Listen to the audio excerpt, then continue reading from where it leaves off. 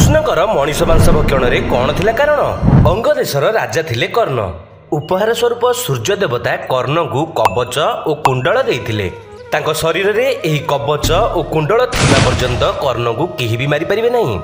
ଯେଉଁଦିନ କର୍ଣ୍ଣଙ୍କ ସହିତ ଅର୍ଜୁନଙ୍କର ଯୁଦ୍ଧ ହେବାକୁ ଯାଉଥାଏ, ଠିକ୍ ତା ପୂର୍ବ ଦିନ ଦେବରାଜ ଇନ୍ଦ୍ର ଛଦ୍ମବେଶରେ ଆସି କବଚ କୁଣ୍ଡଳକୁ ମାଗିନେଲେ।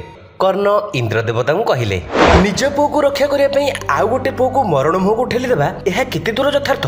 ସେଥିପାଇଁ କର୍ଣ୍ଣଙ୍କୁ ମହାଦାନୀ କୁହାଯାଏ। ଦିନେ ରାଜା କର୍ଣ୍ଣ ଦାନ ଦେଇ ସାରି ଭୋଜନ କରିବାକୁ ଯାଉଥାନ୍ତି।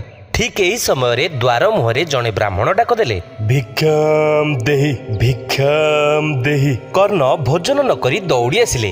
ଦେଖିଲେ ଜଣେ ଦିବ୍ୟ ସୁନ୍ଦର ବ୍ରାହ୍ମଣ ଠିଆ ହୋଇଛନ୍ତି।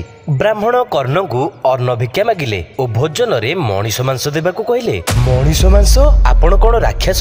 ମଣିଷ ମାଂସ କେଉଁଠୁ ଆଣିବି? କାହାକୁ ମାରିକି ଦେବି? ବ୍ରାହ୍ମଣ କର୍ଣ୍ଣଙ୍କୁ କହିଲେ, ମୁଁ ଆଉ କୋଉ ମଣିଷଙ୍କୁ ଖାଇବିନି। ତୁମେ ଯାହାକୁ ମାରିବ ତା ବାପା ମା ନିଶ୍ଚୟ କାନ୍ଦିବେ। ତେଣୁ ଗୋଟେ କାମ କର, ତୁମ ପୁଅକୁ ନିଜ ହାତରେ ମାର। ତୁମ ପତ୍ନୀଙ୍କ ହାତରେ ରନ୍ଧନ କରି ମତେ ଭୋଜନ ଦିଅ। କର୍ଣ୍ଣ ଆଶ୍ଚର୍ଯ୍ୟ ହୋଇ ରହିଲେ। ମାଂସ ପାଇଁ ନିଜ ପୁତ୍ରକୁ ହତ୍ୟା କରିବାକୁ ପଡ଼ିବ, ଏହା ଅପରାଧ। ଏପଟେ ଅତିଥି ଭୋକରେ ଫେରିଲେ ବଡ଼ ଅପରାଧ ହେବ। ଅତିଥି ସତ୍କାର ଆଗ। କର୍ଣ୍ଣ ତାଙ୍କ ପତ୍ନୀ ପଦ୍ମାବତୀଙ୍କୁ କହିଲେ, ବ୍ରାହ୍ମଣ ଜଣେ ମାଗୁଛନ୍ତି ତୁମ ପୁତ୍ର ବିଶିକେଶନର ମାଂସ। ଏହି ସମୟରେ ବିଶିକେଶନ କହିଲେ, କେତେ ଖୁସିର କଥା। ଯେଉଁ ମାଂସ ଦିନେ କୁକୁର ଶିଆଳ ଖାଇଥାନ୍ତେ, ସେ ମାଂସକୁ ଜଣେ ବ୍ରାହ୍ମଣ ଖାଇବ। ମୋ ମାଂସ ଖାଇ ଜଣେ ବ୍ରାହ୍ମଣଙ୍କର ଆତ୍ମତୃପ୍ତି ହେବ। ତେଣୁ ମୋଠୁ ବଳି ପୁଣ୍ୟାତ୍ମା କିଏ ଅଛି? ସେତେବେଳେ କର୍ଣ୍ଣ ବିଶିକେଶନକୁ କହିଲେ, ମୁଁ ଯେତେବେଳେ ମରିଯିବି ମୋ ପାଟିରେ ପାଣି ଠୋପେ ଦେବ କିଏ? ମଲାବେଳେ ମୁହଁରେ ଅଗ୍ନି କିଏ ଦେବ? ସତ୍ୟ ରକ୍ଷା ପାଇଁ କର୍ଣ୍ଣ ପୁତ୍ରଙ୍କୁ ମାରିଲେ ଓ ତାଙ୍କ ପତ୍ନୀ ପଦ୍ମାବତୀ ମାଂସ ରାନ୍ଧିଲେ। ପୁନର୍ବାର ବ୍ରାହ୍ମଣ କହିଲେ, ମୁଁ କ'ଣ ଏକା ଖାଇବି? ତୁମେ ବି ସ୍ୱାମୀ ସ୍ତ୍ରୀ ମୋ ସହିତ ଖାଇବ। ପଦ୍ମାବତୀଙ୍କ ଆଖିରୁ ଧାର ଧାର ହୋଇ ଲୁହ ଗଡ଼ି ଆସିଲା। ବ୍ରାହ୍ମଣ ହସି ହସି କହିଲେ, କ'ଣ ପୁଅ ପାଇଁ ମନ ଦୁଃଖ କରିଛ? ଠିକ୍ ଅଛି।